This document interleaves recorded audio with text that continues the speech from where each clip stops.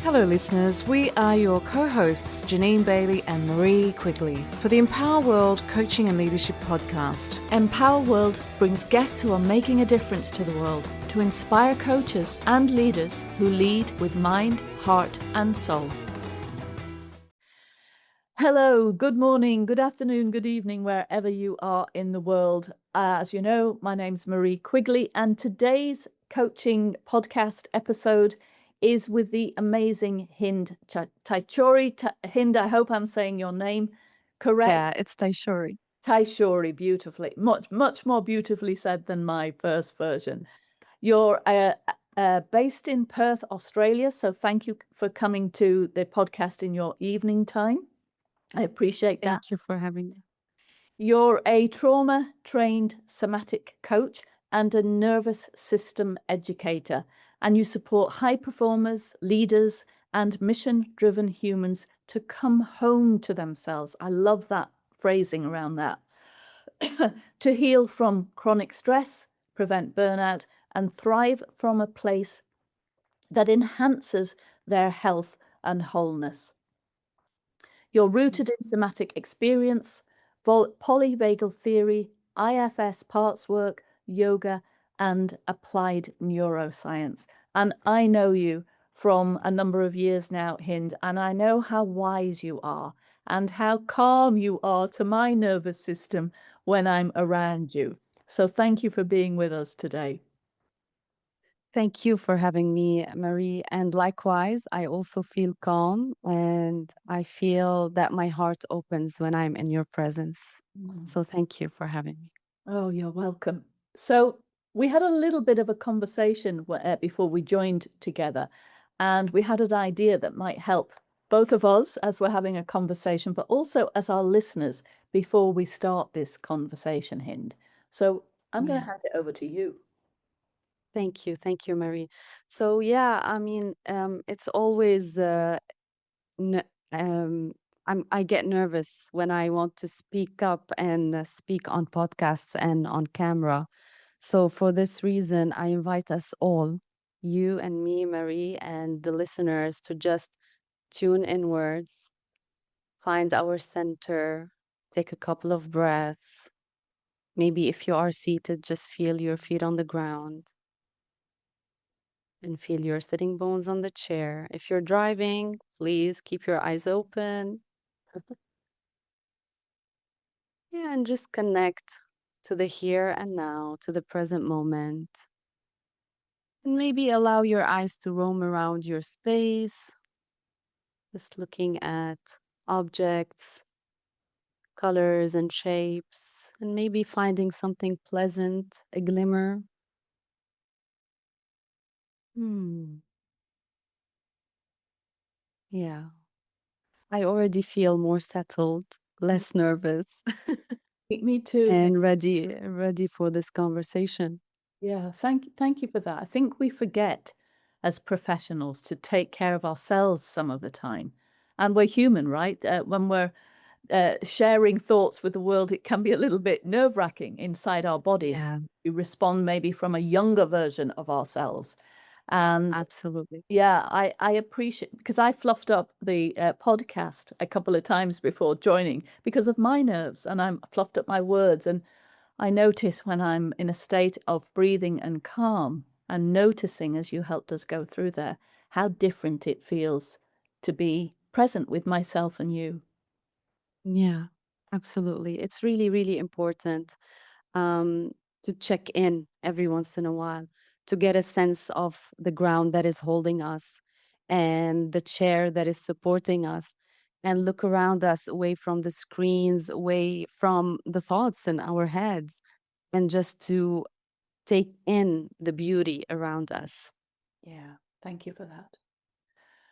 So, Hin, we've known each other for a few years, and we met in our both a place that we both called home in Qatar, and now you're in Australia. And it's been wonderful to see your journey evolve. So, take the listeners through how you came into the work you're doing now. Where did it all start? Well, you'll be surprised, Marie. It all started in my training in with Empower World coach training. And it was a training that was very inspirational for me, and it allowed me to tap into my power. And I remember in one of our sessions, we you got us to draw a drawing, and in the drawing it was everything related to the body, to movement, to inner peace, inner calm. And also in one of our mentoring sessions together, maybe in 2021 or 2022, I remember telling you, Marie, I want to be skillful in what I do. I want to be masterful in what I do. And soon after that, I realized, yes, we know the way of how to become masterful. We can practice, we can do more sessions, we can get supervision, mentoring. But I also realized there was a piece that was very important for me, which was the inner mastery, the mastery of my inner world, inner parts, those younger parts that you just talked about, and energy. How do I work with my internal energy to take meaningful and purposeful action in the world? Um, so, yeah, this took me to somatic experiencing, which is a trauma healing modality. And it's a bottom up approach, body based approach based on the nervous system and releasing stored survival stress that is stored in our nervous system. Mm. And then other modalities like IFS, polyvagal theory. I'm trained by Deb Dana, Stephen Porges, and my work involves educating people about their nervous system because some of us, just like myself years ago, I never knew about it. What is my nervous system? What is fight and flight, freeze, fawn? So after learning all of that, it really made sense to me why I do the things I do or why I don't do the things I want to do. Mm. And so I educate individuals about that. And from there, they can lead and design their life in a way that respects their unique capacity and nervous system. And also, which is the part that I really, really love about coaching, which is empowering people to expand this capacity, to feel the discomfort, not the distress, but the discomfort. For example, like now, I'm really nervous when I go out there and speak, but I'm doing it. I'm doing the hard thing to expand my nervous system capacity to do more of that. And so basically, my work all evolves about bringing people back to the wisdom of their body and helping them uncover their potential and how to move forward without overwhelm and burnout Mm. and I from love a place of survival. Yeah. that. Thank you for sharing that, Hind. You said a couple of things, and some of our listeners will know what they mean and some won't. So you mentioned IFS. So you and Yeah. I know what that means, but what does that mean? So IFS stands for Internal Family Systems. And if I'm gonna explain it briefly and simply, it's like we have inner parts of ourselves that are still stuck in places and time of woundings, hurt, and trauma, and did not get the memo, the update that now we are adults, we are empowered, and they still act from that place. And they they do things for to protect us from the overwhelm that we once felt in the past and to manage. So sometimes we sense that they are in the driver's seat. They're leading the way in our lives. They are the ones taking decisions. And but when we connect within to these parts and we know them and we feel what they feel and we ask them what are they afraid would happen if they stop doing that and that, then we realize that they only need a corrective experience. They need to be heard, seen, and empowered as well. Yeah, and I'd add loved as well. That Loved. yeah, Yeah. yeah. And Absolutely. yeah, for those who want to know a little bit more about IFS, have a look at Richard Schwartz's work. He's the developer of IFS, and he's got a wonderful book called No Bad Parts. So we often think Yeah. and judge ourselves from a place of criticism, but those parts also want something good for us. And if we can love them instead of trying to get rid of them, they tend to calm down, right, Hind? Absolutely. I mean, I had the wildest journeys with my inner critic.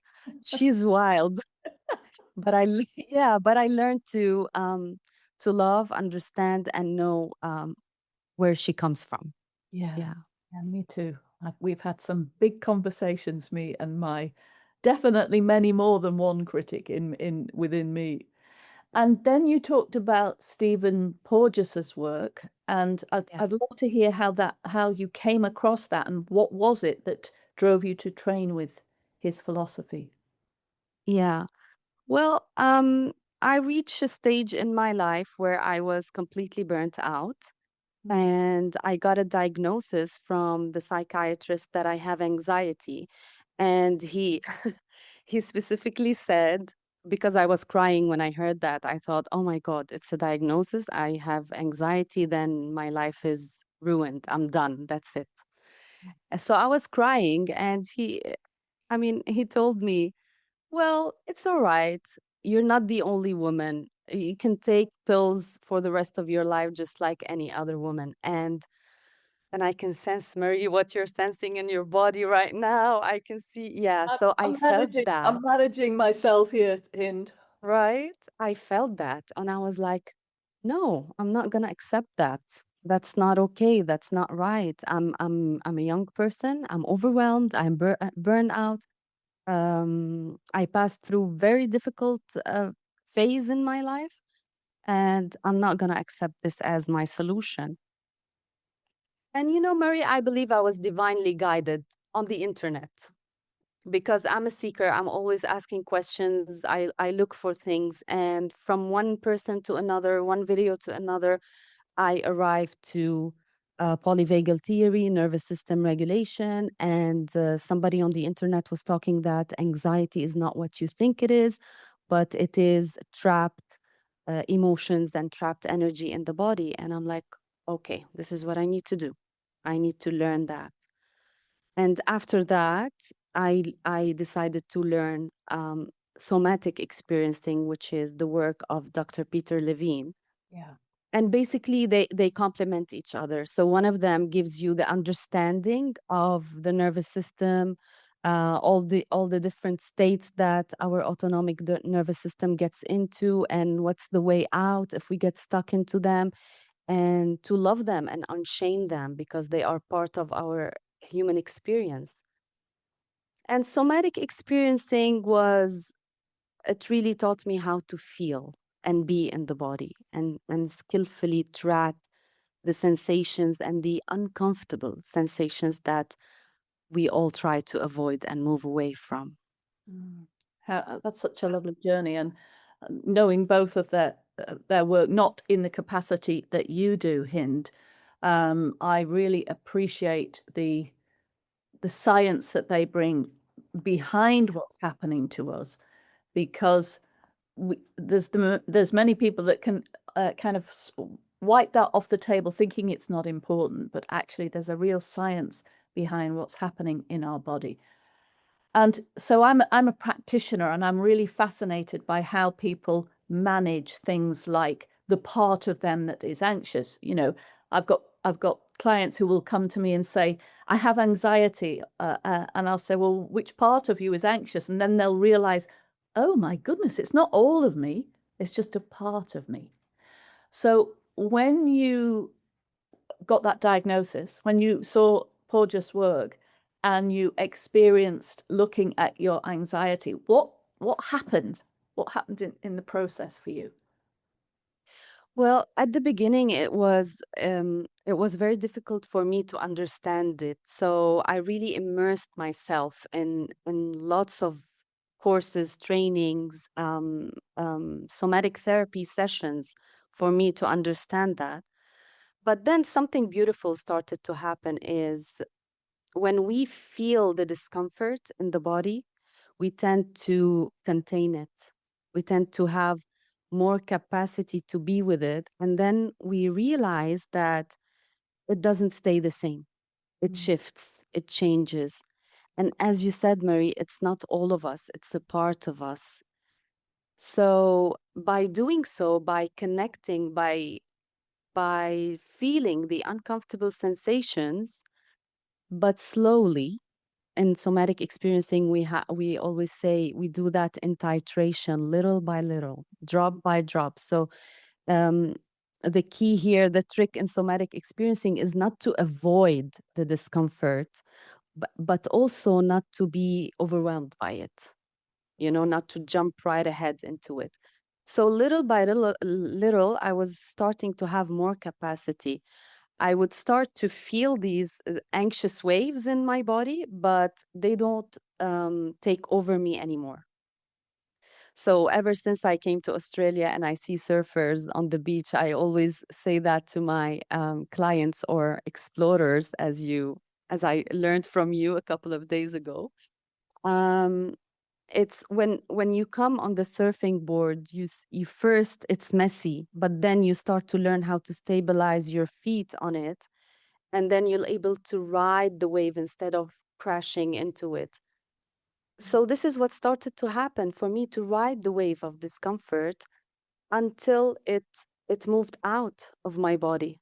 And it took a couple of years, but it finally moved out of my body. Amazing experience. Thank you for sharing that process. I know that in my experience, many people are afraid of looking at the challenging thing that they're experiencing because they don't want it to get worse. They have a belief, like in the old days, don't talk about it because if you don't talk about it, it'll go away. It won't get bigger. So don't feel, because if you feel it, then it's going to get worse. But the opposite is true from what you're saying and what the researchers are saying. And I think back to Brené Brown's work on shame, and she talks about if we hide shame, it just gets bigger. But if we shine the Yeah, light on it, it just has to shrink because, same thing. yeah, same thing. Yeah. Yeah, yeah, And so if you've got a client who is coming and is nervous, a part of them is nervous, to look at the nervous part of them, all right, the anxious part of them. How do you support them to get into a state where they can be with that part and look at it, perhaps as David Schwartz love, with love or compassion or connection? Richard's, yeah, sorry. yeah. Beautiful. So the first thing is resourcing. Before we jump into the trauma or the uncomfortable part, we resource ourselves, we equip ourselves with capacity to be with. And this resourcing could be something as little as how we just started looking for something pleasant in our environment, a glimmer, and as little as and as powerful as sensing the feet on the ground, the sitting bones on the chair, that we are held right here, right now. And the most powerful thing is the presence of the practitioner and the facial expressions. And if you, Marie, are accepting me right now the way I am, and not making big deal out of my nervousness, but creating space for my nervousness to just be, it will shift. So these three components, these three elements are very, very important. And then we do that. We tune inwards to the discomfort, but with titration. We don't have to stay there all the time. We just dip our toe just a little bit, and then we go back to resourcing. So we pendulate. There's also the concept of pendulation. So we move into the unpleasant for a little, and then we go to somewhere pleasant. Then we do that again. And that's this dance between pleasant and unpleasant really creates space in our nervous system for this discharge to happen, to release, and to regain more capacity and balance. Wow, I'm really feeling it as you're talking. I notice my body's moving, notice your body's moving. Yeah.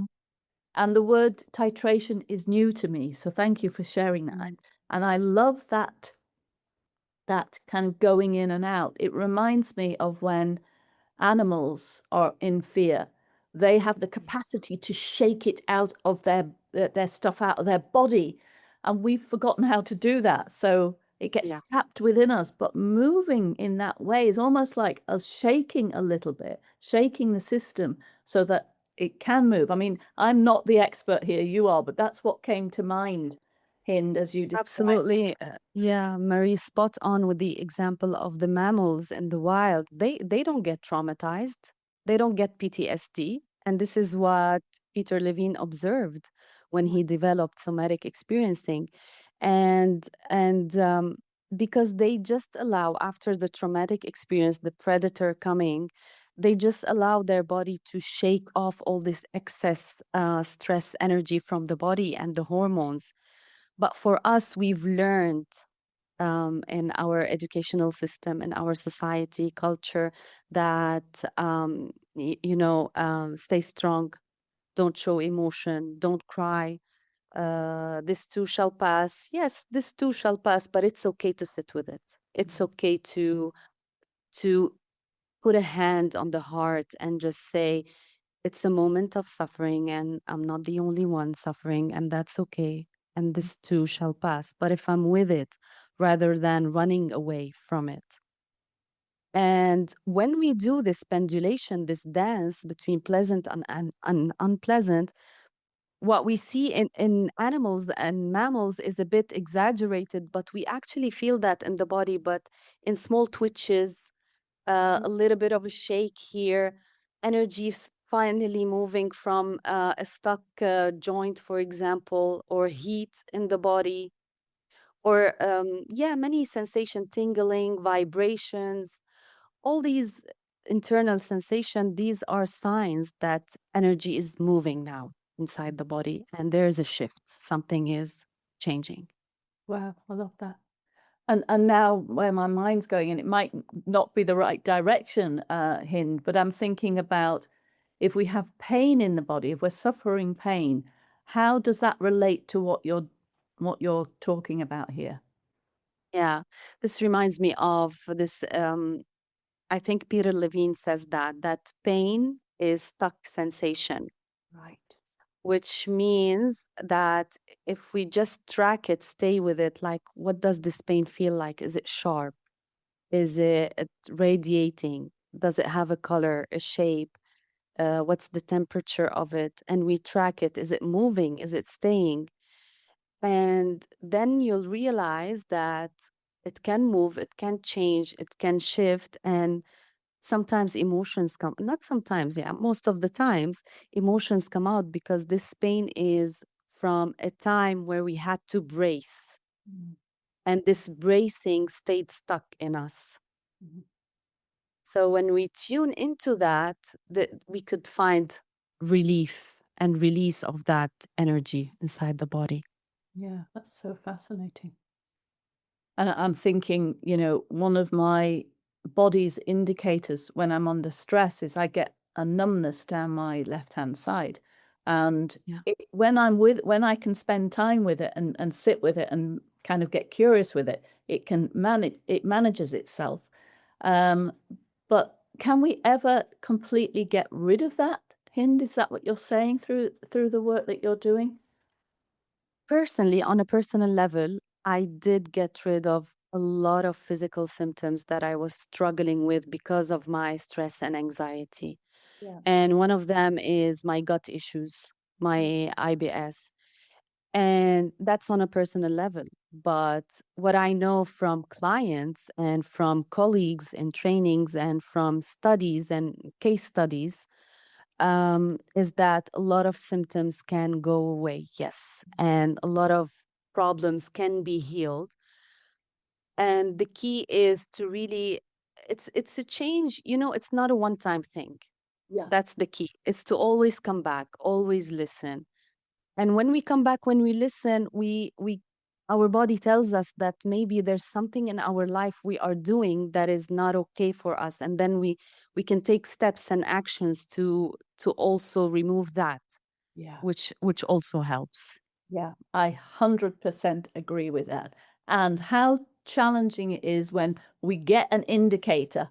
I'm getting an indicator that something needs to change, but I don't want it to change because I like, I like the discomfort of this, but my body's saying, come on, Marie, you need to do something differently. Yeah, And if I don't, then it will stay until it starts screaming at me to do something differently.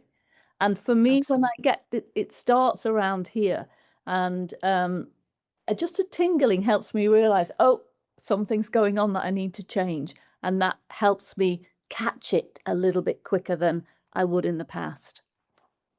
100%. It's like a sign inside of you that tells you, all right, you're over your capacity now. And you need to slow down a little bit or back off a little bit or change, do something different, step away from the screen, go outside, look outside, Mm. tune into the present moment, or yeah, Yeah. whatever it is. And so, if a client wanted to work with you, Hind, what's the process look like from there for meeting you and working with you? So the process is first to understand whether they're reaching out to me for coaching or for somatic experiencing. And they can reach out to me on LinkedIn, on Hind Taychouri, my name, LinkedIn, or on Instagram, The Embodiment Coach, and also my website, which I plan to change and renew because I feel like I'm not the same person anymore who's on, who's on that website. But yeah, I'm working on that. So also the website is The Embodiment Coach. Oh, lovely, lovely.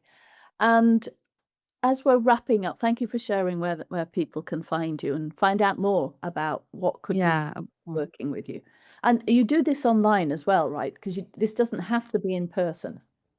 I do this online, and what I love about somatic experiencing, it's just like coaching. It's a conversation, but instead we spend most of the time of this conversation with tracking what's happening inside the body, and sometimes memories can come up, emotions can come up, and all of that. But everything can be worked with online and in a conversation. So it's not like a hands-on modality where the practitioner needs to touch, not like rolfing or trigger approach or other modalities. And yeah, and I love sharing with my clients some neurosensory audio exercises for them recorded with my voice to help them during the time in between sessions to find their ground, connect to their body, and to harness this skill. Wow. So just a bit similar to coaching is there is work to be done after you have these Oh experiences. yeah, Yeah. It's not just a one-off, it's a process of learning, developing, experiencing. That's what it sounds like to me. yeah, yeah, it is. Yeah.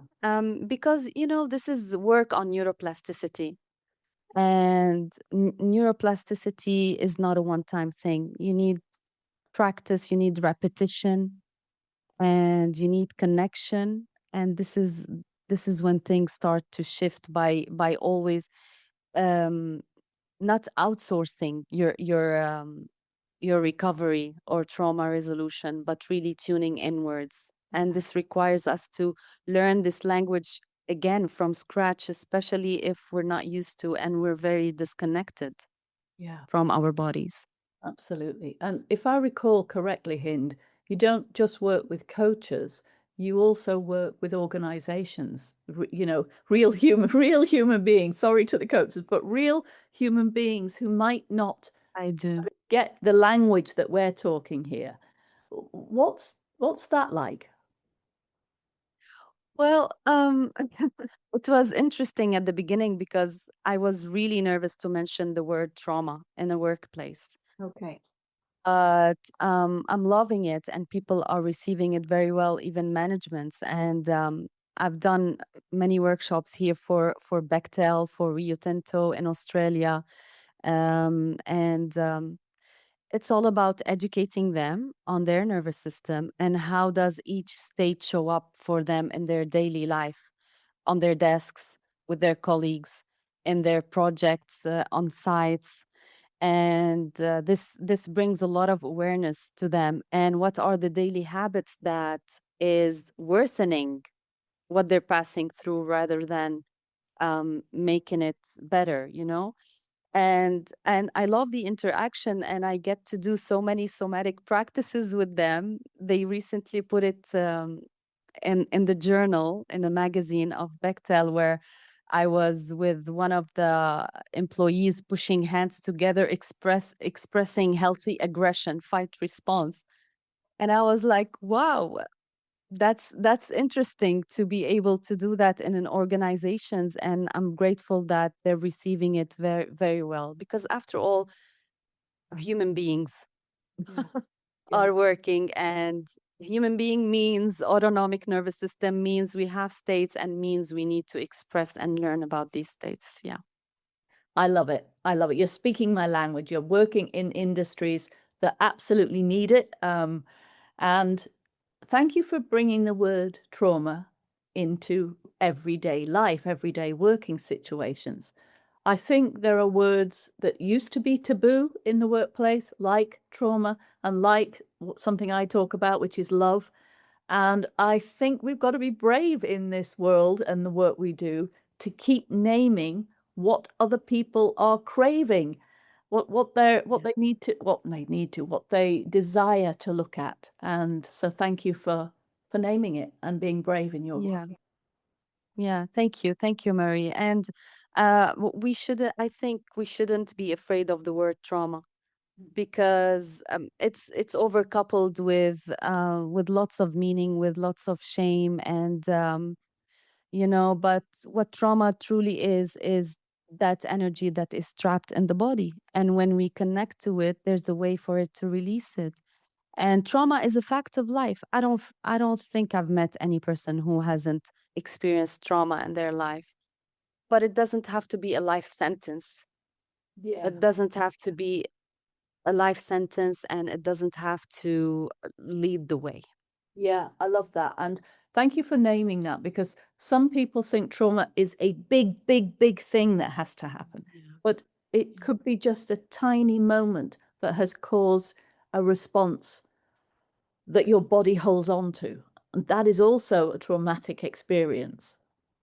100%. And also the accumulation of stressors over time can get us into a place where the nervous system can be traumatized. So it's not just one event, it could be an accumulation of many different events throughout our lives. Yeah.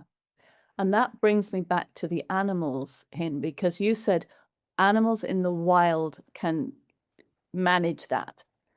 But there are domestic animals that have been abused again and again and again. And you can see how that is also trapped in their little bodies. It makes me so upset to think about that. We've Yeah. got a rescue cat, and when we first got him, he I don't know what kind of a life he had before, but he held trauma, Oh, and it's yeah. he's a different animal now. So it's you've said something important there, I think, this reiteration of the trauma of something that's happening again and again that gets even bigger and makes us smaller. My body wants to go smaller when I'm talking about it. And once we're able to kind of be with it, it creates an expansion with others. And if I look at my cat, he's so much more expanded than he's Yeah. older, he's smaller, but actually he's more expanded in his nature because of loving connection that he's received from my lovely family, particularly my kids. Yeah, absolutely. Uh, you mentioned love and connection, and those are our greatest healers, Mhm. whether connecting to others and loving presence of others, or connecting to ourselves and becoming the loving witness to our experience. So, having grace and compassion and love to whatever we're passing through is a powerful healer. Mm. Wow. I just want our listeners to maybe play that again, play that back again. Listen to what Hind said. Put your hand on your chest like we're doing, and receive what Hind has just shared, because for me that's a real remembering. We must bring love to ourselves as well as to others. Hind, that sounds like a lovely way to wrap up our conversation. I honestly don't want to let you go, but the time is ticking. If you could leave our listeners with something to think about or reflect on, what would you offer them? Yeah, I wrote down this question before we start, Marie, and it's if I really allow my feeling and sensing self to come online, what does that open for me? So, what possibilities do we have if we truly allow ourselves to witness our internal experience instead of moving away from it? And yeah, I'd like the listeners to just reflect on that. Yeah.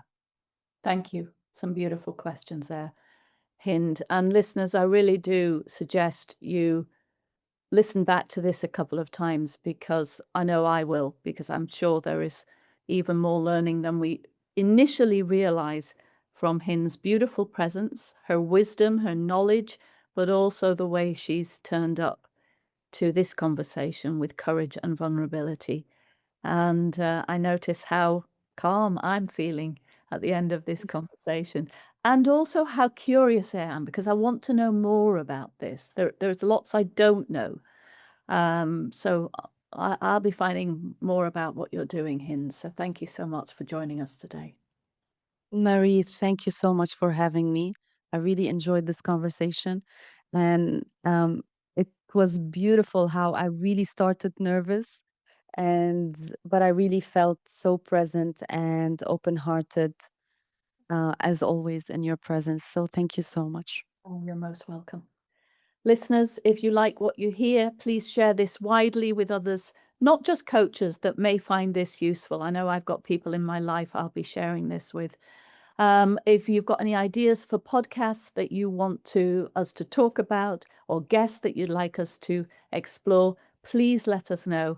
And of course, to find out more about what the lovely Hind is doing, please reach out to her in the capacities that she shared earlier.